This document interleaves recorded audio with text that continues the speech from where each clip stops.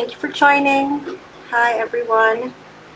Okay, so if you don't mind, we'll just wait a tiny more bit just to let others have the chance to join before I continue. Okay. Meanwhile, how are you? Oh, thank you. Oh my gosh, Dawn, finally. Lucky. Is it the time? Is the time better for you? I'm glad that you're able to join. Okay, so today, since it's almost Valentine's, as I'm sure you've seen, Theodore and I, we keep doing Valentine-themed stuff. Hi, Martin. Hi, Joe. So, Theodore has been uh, doing live paintings of food, sweet food that you would enjoy with your loved ones during the Valentine's Day, or any day actually. Why not make every day Valentine's Day? Okay, but today, well, it's about roses because I don't think a Valentine Day has passed where we didn't see any roses around us. And what a great way to have roses that will never wilt, that are always fresh, but to paint them. Okay, so this is a quick one. I did this like just a few minutes before I started now, so you can see how easy and how quick you can do it too. So this is not the hyper realistic rose, don't worry.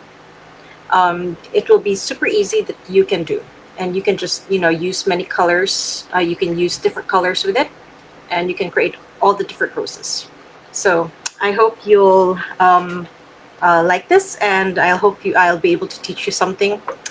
Okay, so now I'll flip the camera down so you'll see my desk and what I'll be using. Okay, so one moment, I'll just flip this around so that you're looking at it the right way. Okay, there you go. So today I've been using this for the past several lives. This is the Classico palette from Zen Art Supplies. This will be coming soon, one of our new products. I love them. This is the most basic palette, as you can probably guess from the name, Classico. So it has 12 colors. It comes with a swatch card that I haven't swatched yet because I want to create a video while swatching this so you guys can see it. So I swatched it in a different card and it looks like this. So these are the colors. It comes with a white, which I'll be using today, which I actually used for this. So this is the Pearl Red mixed with the Chinese white. So I can get this like pastel-y kind of pink. Okay, so you can see. Alright, so this palette is perfect for today because it has really all the colors that I need. So let's continue.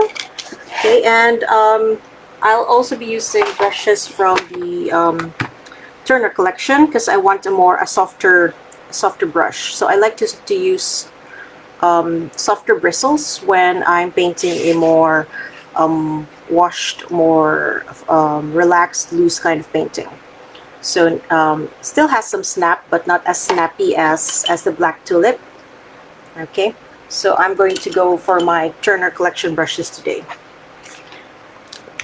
Okay, so just round brushes, really. Don't need so much. For florals, all you need are really round brushes. Okay, and this is just a sample. So I painted this on thick paper. So this is 300 GSM cold pressed. So it's really great for heavy, like really wet kind of work, which the loose kind of painting is. So I'm also using another one from Zen Art's latest products, which is our watercolor paper. So this is an 8 by 8 inches. So I like it. It's like the right size now for playing around. But you can paint this, as you can see, in a postcard size, in a card size. You can paint it in even a longer kind of paper or a square like this. So up to you. You can paint it anywhere you prefer to. Okay, so I haven't used this, so this is the first page. Okay, so we'll be testing this out together. So this is also 300 GSM or 140 pound paper, 8 by 8 inches. Okay, so for these, I won't be doing any sketching. wish me luck. I'm very controlling normally, but today I'm just gonna go paint directly here. Okay, so let me mix some more of the colors that I need. Okay, so this one, as I mentioned, I used pearl red with white. Okay, so you can go as paler a pink as you want, up to you. So in my case, I don't want it too pale because I want the depth of color to be there as well. Okay, so I'm just gonna prepare my mix just so I have enough, because when you start painting, especially wet and wet, you want everything to be ready. Okay, so I'm going to be doing pink roses. Okay, I think I'm also gonna be doing yellow. Let's try that out as well. So all my palettes are heavily used, so let me just prepare another one. Okay, so it's up to you, but me, if I know I'm going to be using a lot of it, I like to mix it ahead of time. I like to be prepared. Okay, so what you do is you start at the really middle, at the very middle of things. I start with like a dot-ish, not a perfect dot, something that looks like a dot. Okay, let me zoom this in so you can see closer. Okay, so I hope that's clearer. Okay, maybe that's too much. Okay, here we go. So, and then this will be where you overlap. Okay, so if, as you can see here, you do this one and the next one overlaps a little bit on top of the previous circles. So that's how you do it. Okay, so I'll just show it so you can make sense of what I'm saying. A little bit of overlap. And here a little bit of overlap. Press your brush a bit, lift it, and then to the side. Okay, so you start with a tip, then you press, and then you lift. Okay, so again, overlap, just a tip, press, and then lift. So it becomes bigger and bigger as you move outside. So again, overlap, press, and then lift. So you don't want all the petals to look the same. You actually want them to look different and of slightly varying sizes as well and shapes, because it will make it look more natural. Okay, so just keep doing this. You can even add more water if you want to make it lighter.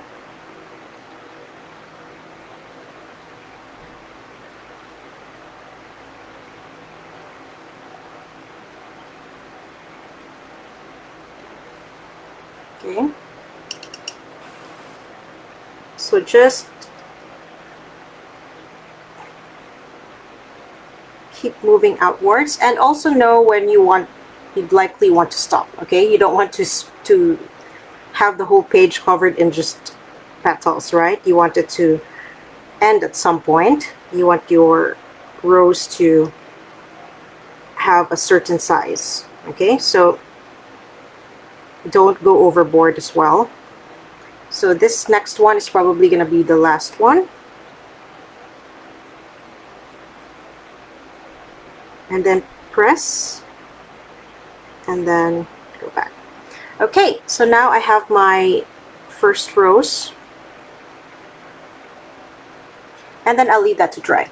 Okay, or while it's still, you're still not fully satisfied with it, you can already add extra color here and there. You can drop in color. You want some parts to be darker, go ahead. You can still drop in color, but do it at the near the center, at the inner part of the petal, just to give it the more volume, give it the depth that it needs. But once you have the petals down, it's very very easy to just add this little shadows, little bursts of color here and there. Much easier. So you can see I'm just adding it to the middle part, and then I'm dipping my brush in water and just spreading the edges so that it softly blends out instead of just having this streak of dark line there. So you add it, then you dip your brush in water, and then spread it out. Okay, so you're pulling the pigment outwards, but the concentrated part is where you added it earlier. And there you go. You have a rose that's very easy. And just by adding this extra saturation here, it looks more 3D. It looks more real. But without, you know, spending so much time over it. And it looks like a rose, which is the most important thing. You want your rose to look like a rose. Okay, so there we have it. That's our first rose. All right, so now I think let's do a yellow here beside it. Okay, let's do that. But I want a warm yellow, so I'm going to use my Hansa yellow, medium. Okay. So this is it. So if you can see, this is lemon yellow, this is Hansa yellow. So I'm going to swatch it out first and see if I like it. If not, maybe I'll add a little bit of lemon yellow to tone it down. You shall see. Okay, so it's always good to swatch out your colors just so you can be sure if you like it. Okay, so let's see. They look nice together. Or should I make it a bit orangey? Let's try that out. So you have to test out your mixtures and see. Okay, I like this one better. Just a slight tinge of orange, so it's more of like a very golden yellow. Okay, so the same idea again. We start at the middle. Okay, so let's leave some space for it to blossom. Okay, so let's do it here. So dot. Okay, I'm gonna drain my brush first because I think it's too wet. Okay. And then my two half circles, my two letter C's, going like this around the dot. So dot and then the two C's like this, and then you go and overlap, and you have it. Okay, so press and then lift. Okay, so don't worry if you pressed it weirdly. That's fine. It will all come together, and then lift. Okay, so don't forget just the tip, and then press, and then tip. Okay, so you keep practicing this.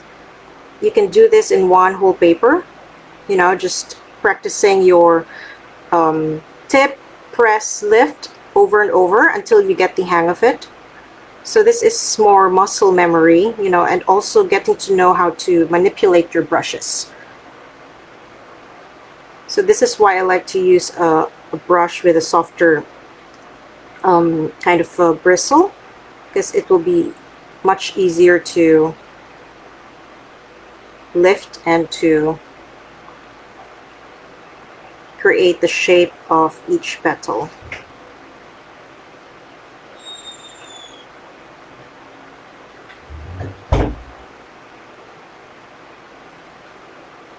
Okay, I think I got too much pigment. We want to go lighter as we go outward. I almost painted a very thick. Okay, then overlap, press. Okay, and then the last one here.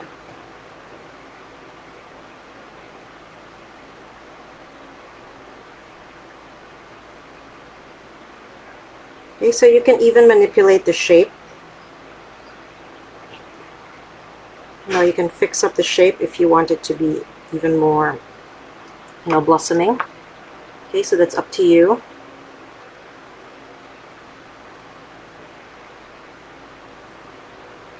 Okay, and now I can add more yellow here and there just to deepen the color so it's not too flat.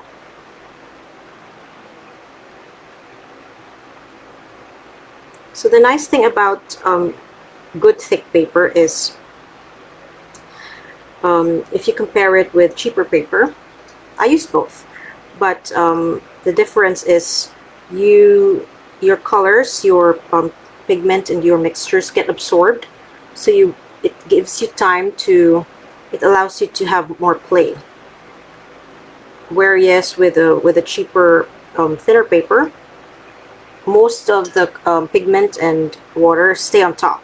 So when you're trying to, you know, work on things and really try to fix up things, it keeps on moving, you know, like things that you've already set down and painted, and you just go over it and it moves really very easily. So you have to be like extra careful when you're layering and you're, you know, working on your layers.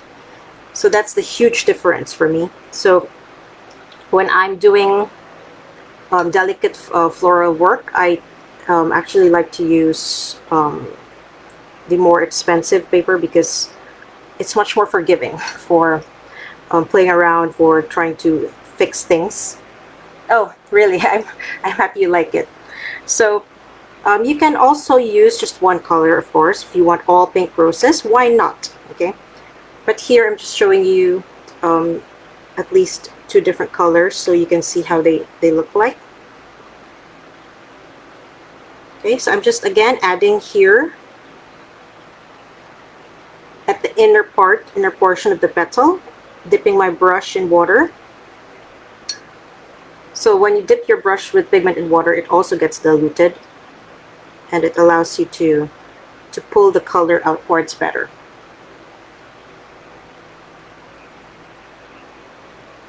So this is my easy peasy way of layering. You have your first layer down, then you do your gradation on top.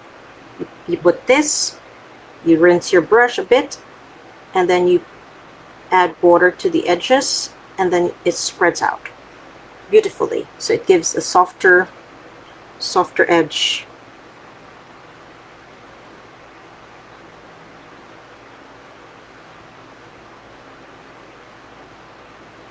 Okay, so this looks like they're overlapped on each other a little bit, which is how you know, flowers in a bouquet would look like, or in a vase.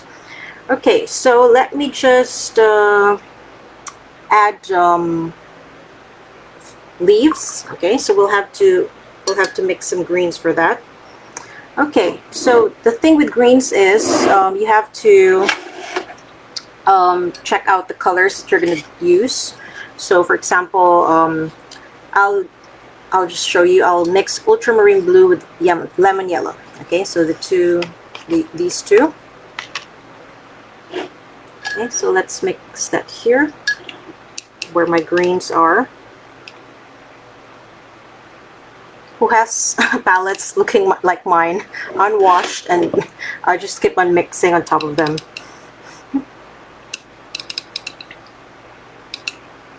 Okay, so again, my ultramarine blue.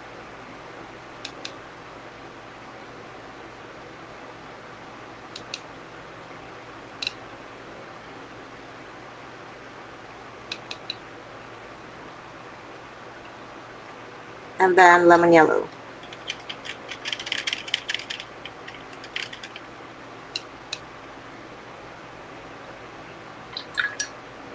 Okay, so you can see how the greens turn out.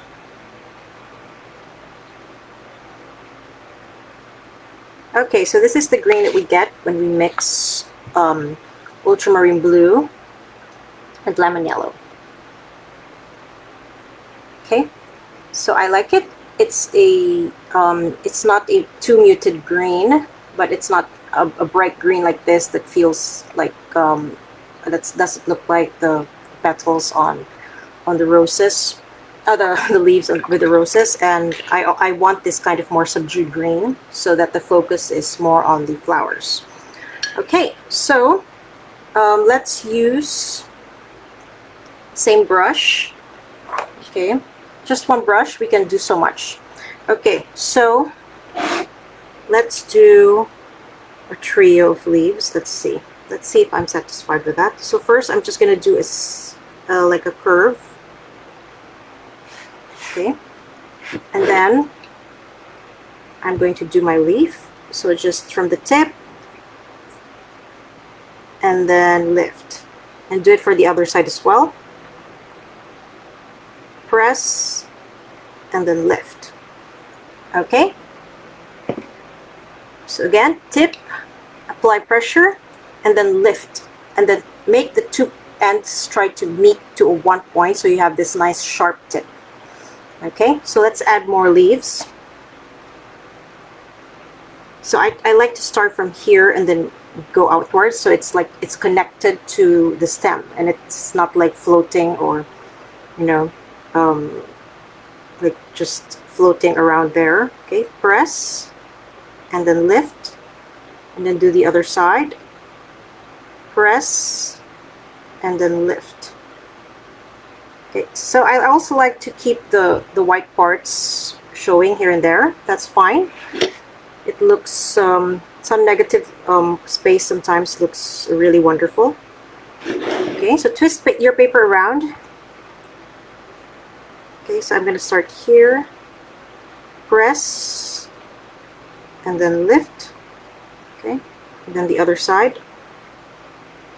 Press and then lift.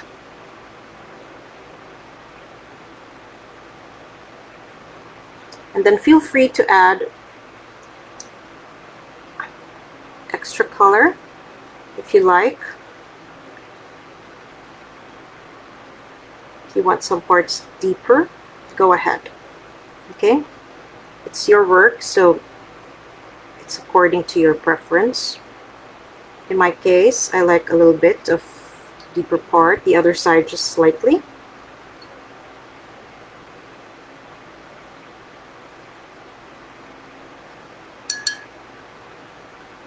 And then I'm just gonna go over with my rigger. I just want to deepen the stem as well, just tiny bit.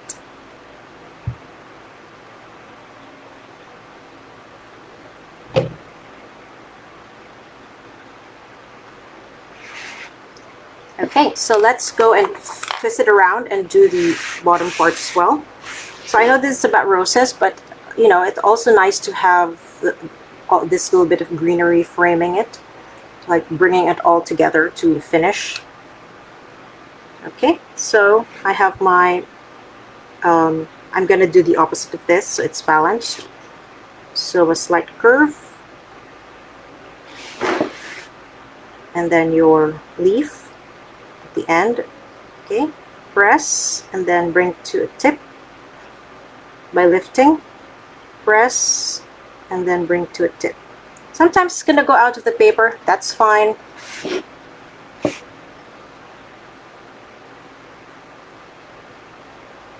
Okay, press and then lift.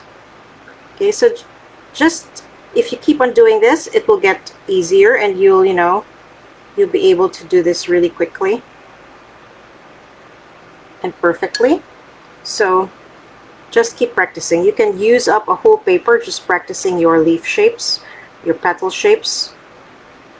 So just really it's a process and really muscle memory.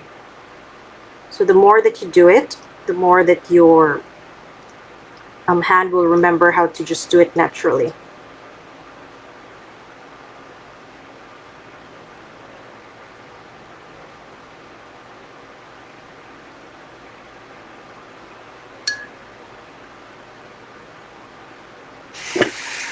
Okay, so I want to add a bit more green.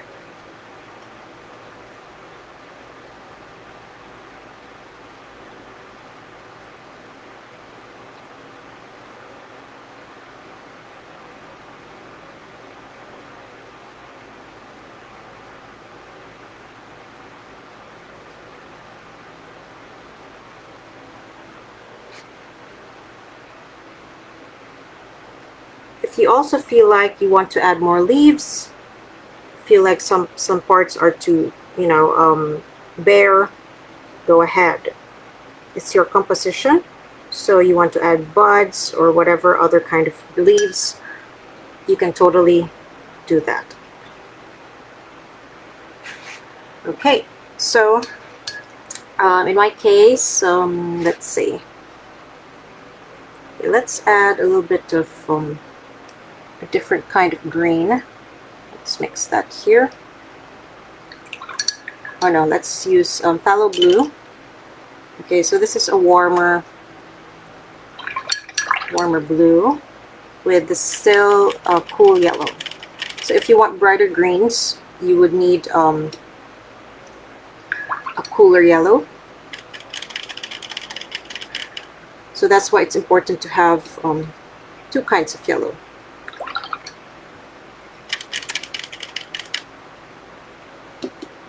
So see the difference? This is a very bright green. Okay, so I will use some of that with some of this.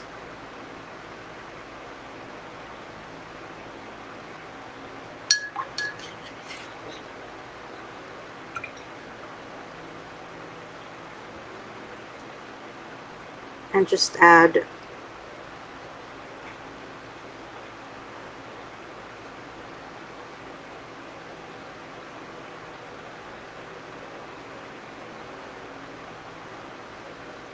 a sprig of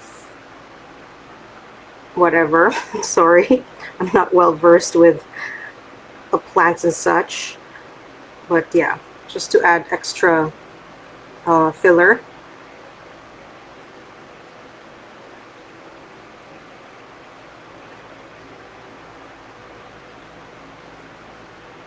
So it's slightly different green, so it adds interest as well to your work. So by using not just one kind of green,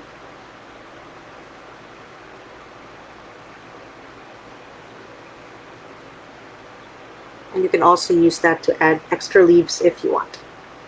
Okay, so this is my very simple, very easy how to paint Valentine roses. Of course, you can create a more elaborate work. You know, you can create just one big flower too. That's up to you. You don't have to follow my colors or my style. Okay, do what makes you happy. If you feel like you want to add extra or different kinds of leaves, you don't want to do the rose leaves, go ahead. Okay, so if you're not sure how to do it, just find a reference photo and let that help you out. Okay, so it's always good to start studying reference photos, and then eventually you won't need them. You'll be able to do things by memory already if you keep doing it. Okay, so again, later on I can add other things if I want to, but for now it looks simple but really nice and pretty, and that's how you can do it. Okay, so let me just go back to my face now. Okay, so thank you for joining me, everyone, for our Valentine roses. So I hope I was able to show you how to do it really quickly and really easy, and I'm sure you'll be able to do it. Just really in 30 minutes, this is done, but you can take your time. Okay, of course, I'm timed, but you can take your time and have fun, and you can use different colors, try to mix it up, try to just swatch them out together like this to see if you like how they look together before you use it on your work. Okay, so if you do try this out, don't forget to share your work on our group, and also don't forget to join our Valentine's challenge. Okay, create your own Valentine's cards out of anything, out of any medium, anything. Just that it's about Valentine's, and don't forget to tag us, hashtag Zen Art Supply, so I'll be able to see it. And you'll get a discount code if you join. You'll get a 10% discount code to shop at Zen Art Supplies. Okay, thank you everyone for joining me and staying with me. And I hope you try it out. And I hope you had a good time. And I'll see you on the next one. Bye.